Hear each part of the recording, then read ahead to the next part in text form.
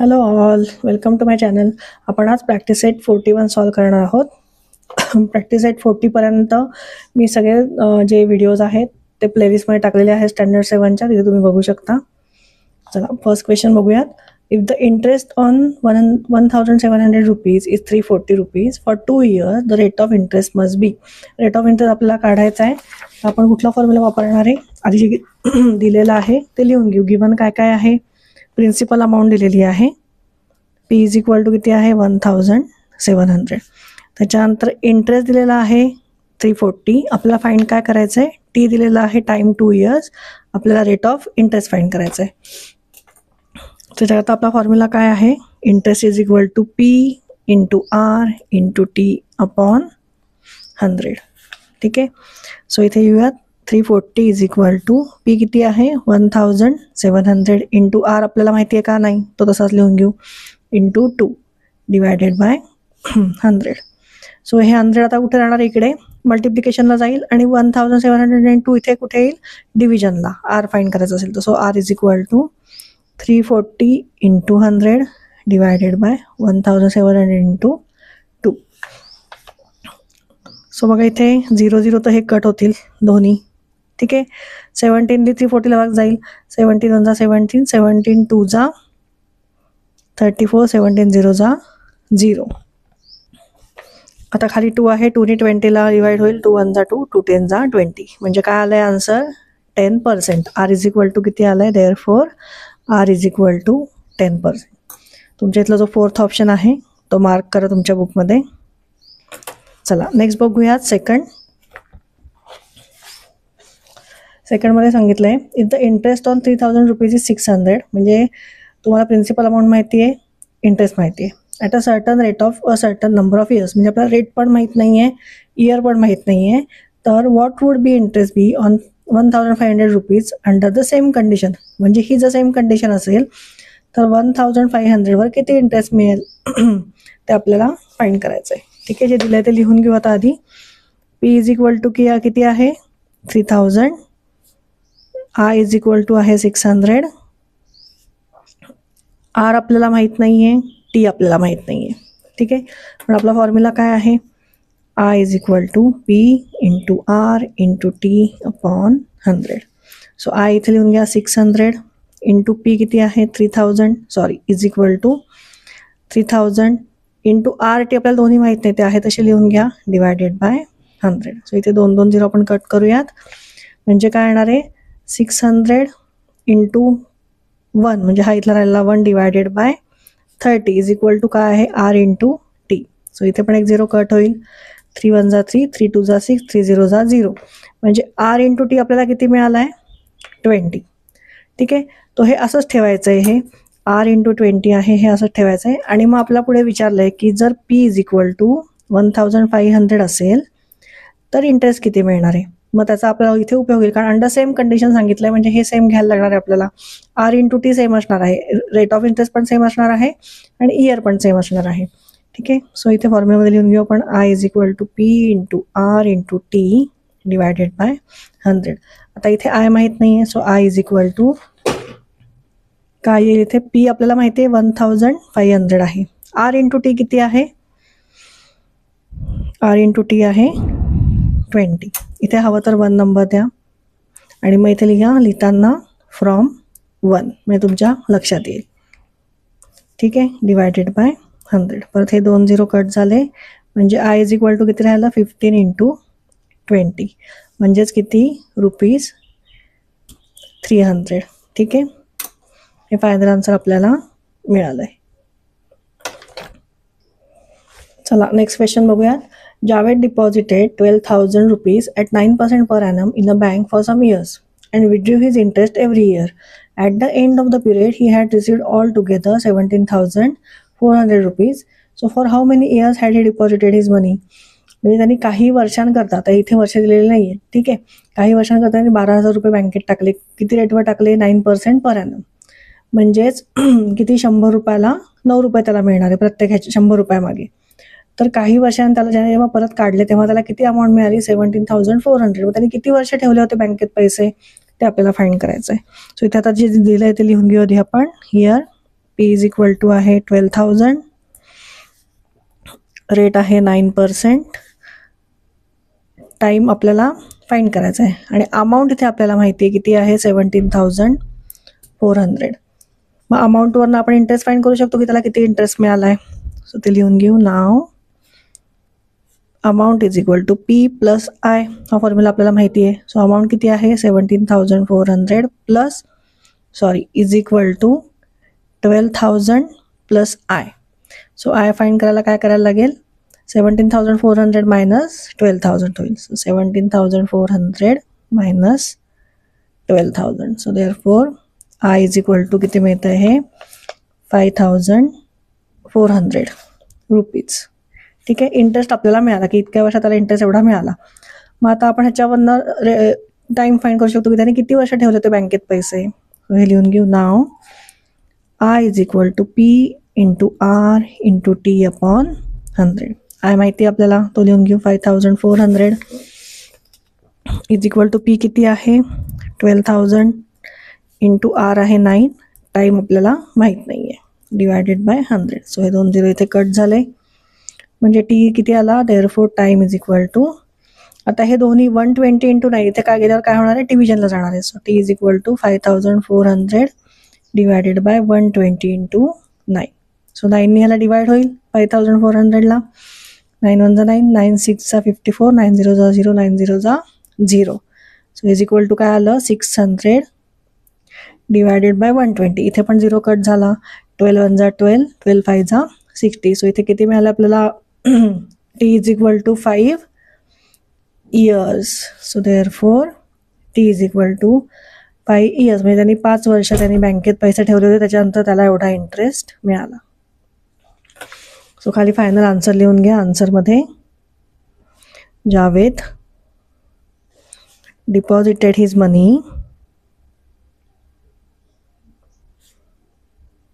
Money for 5 years. चला next question बघूयात. Lataben borrowed some money from a bank at a rate of interest 10% per annum interest for 2.5 years to start a cottage industry. If she paid 10,250 rupees as total interest, how much money she had borrowed. म्हणजे त्यांनी बँकेकडनं किती पैसे घेतले होते ते आपल्याला find करायचं. म्हणजे इथे आपल्याला काय माहित नाहीये, फीच माहित नाही, इथे आपल्याला प्रिन्सिपल अमाऊंट आपल्याला माहित नाहीये, ती फाइंड करायची आहे. त्याच्यानंतर आर दिलेला आहे 10%, टाइम दिलेला आहे 2.5 इयर्स. तर ह्याचा आपण ह्याच्यात कन्वर्ट करूयात इम्प्रॉपर फ्रॅक्चरमध्ये. 2 2 4 + 1 = 5, 5/2 इयर्स. आणि इंटरेस्ट दिलेला आहे 10,250 रुपीज. ठीक आहे. सो इथे आपण फॉर्म्युलामध्ये सगळे व्हॅल्यूज पुट करूयात. I is equal to P into R into T upon 100.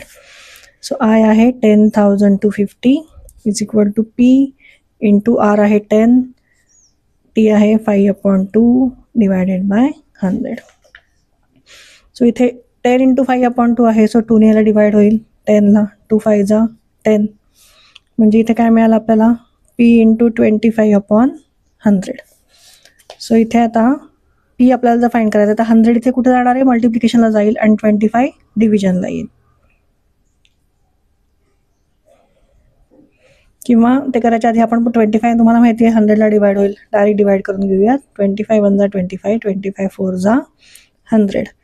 So 10,250 is equal to P into 1/4. So therefore P is equal to काय येणार आहे 4 इकडे गेल्यावर 10,250 into 4. So therefore P is equal to 4 0 0, 4 5 20, carry ओव्हरला 2, 4 2 8 plus 2 is 10, carry ओव्हरला 1, 4 0 0 plus 1 is 1 and 4 1 1. म्हणजे किती amount मिळाली आपल्याला पीची 41,000. सो खाली आन्सरमध्ये लिहून घेऊ आपण प्रिन्सिपल अमाऊंट किती मिळाली 41,000. So therefore Lataben borrowed ₹41,000 from a bank. ठीक आहे. चला नेक्स्ट टेबल आता आपल्याला सॉल्व्ह करायचा आहे. बघा हा टेबल आपल्याला सॉल्व्ह करायचा आहे. आता इथे principal, rate of interest, time, interest आणि अमाऊंट असे कॉलम दिलेले आहेत. त्यातला पहिला आपण सॉल्व्ह करूया. इथे प्रिन्सिपल अमाऊंट दिली आणि रेट ऑफ इंटरेस्ट दिलाय, टाइम दिला. ह्याच्यावरून आपण इंटरेस्ट आणि अमाऊंट फाइंड करू शकतो. सो काय काय दिलंय ते लिहून घेऊ आधी आपण. आता इथे यातलं फर्स्ट नंबर द्यायला 1 P इज इक्वल टू किती दिलाय 4200. रेट ऑफ इंटरेस्ट दिला आहे 7%. टाइम दिलेला आहे 3 years. आपल्याला फाइंड काय करायचं आहे, इंटरेस्ट आणि अमाऊंट. ठीक आहे, चला तर फॉर्म्युला आपण लिहून घेऊयात. I is equal to P into R into T divided by 100. So interest आपल्याला माहीत नाही इथे. So I is equal to P आहे 4200 इंटू 7 इंटू 3 अपॉन 100. सो हे 2 0 कट झाले, म्हणजेच काय राहिलं 42 इंटू 7 इंटू 3. याचं मल्टिप्लिकेशन केल्यावर आन्सर येतं आहे ₹882. सो इंटरेस्ट मिळाला आपल्याला. ह्याच्यावरनं आपण आता अमाऊंट फाइंड करू शकतो. अमाऊंटचा फॉर्म्युला काय आहे, P plus I. So is equal to 4200 plus 882.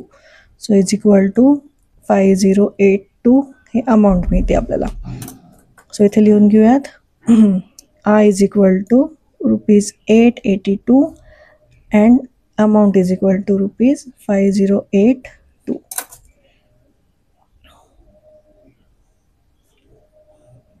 चला नेक्स्ट सॉल्व करूयात. चला सेकंड क्वेश्चनमध्ये आपल्याला पी माहीत नाही आहे, आर दिलेला आहे 6, टाईम दिलेला आहे 4 आणि आय दिलेला आहे 1200 आणि इथे आपल्याला अमाऊंट पण फाइंड करायची आहे. ठीक आहे, सो आपला फॉर्म्युला लिहून घेऊ. इथे I is equal to P into R into T upon 100. So I किती आहे आपल्याला माहिती आहे 1200 इज इक्वल टू पीची अमाऊंट माहीत नाही. सो पी इंटू आर माहिती आहे आपल्याला 6, टाईम माहिती आहे 4 डिवायडेड बाय 100. सो 100 इथे मल्टिप्लिकेशनला जातील, 6 अपॉन 4 डिव्हिजनला येईल. So therefore P is equal to आपण लिहून घेऊ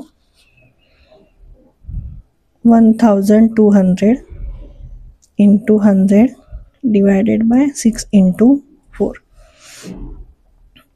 सो त्या 6ने 1200ला डिवाइड होईल. 6 1 जा 6, 6 2 जा 12, 6 0 जा 0, 6 0 जा 0 आणि 4नी परत 200ला डिवाइड होईल. 4 1 जा 4, 4 5 जा 20, 4 0 जा 0, म्हणजे 50 इंटू 100 आलं आहे. P is equal to 50 into 100. So therefore P is equal to किती आलं आहे 5000. आता इंटरेस्ट ह्याच्यावरून आपल्याला अमाऊंट मिळेल. आपल्याला इंटरेस्ट माहिती आहे आणि प्रिन्सिपल माहिती आहे. So amount is equal to P plus I is equal to 5000 plus 1200. So therefore amount is equal to 6200. ठीक आहे, चला नेक्स्ट बघूयात.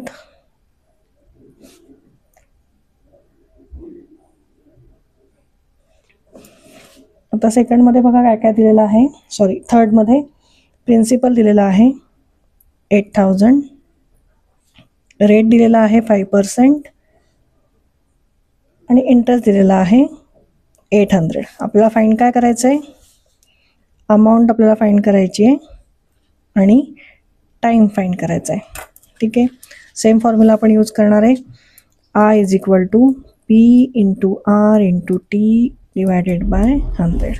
So 800 is equal to 8000 into 5 into t upon 100. So हे 2 0 कट झाले. 800 म्हणजे t is equal to किती आलं, t is equal to 800 divided by 80 into 5. ठीक आहे, सो इथे पण एक झिरो कट झाला. 8 1 जा 8, 8 10 जा 80, 5 1 जा 5, 5 2 जा 10, म्हणजे टी आपल्याला किती मिळाला आहे, T is equal to 2 years. ठीक आहे, आता ह्याच्यात आपण अमाऊंट फाइंड करू शकतो. Amount is equal to P plus I. So amount is equal to principal आपल्याला माहिती आहे 8000 आणि रेट ऑफ इंटरेस्ट पण माहिती आहे, सॉरी इंटरेस्ट पण माहिती आहे. सो हे झालं आहे 8800. हे तुम्ही आधी पण फाइंड करू शकला असता, कारण हे दोन्ही आपल्याला आधीच माहिती होतं. ठीक आहे, सो हे ब्रॅकेट करून घेते मी.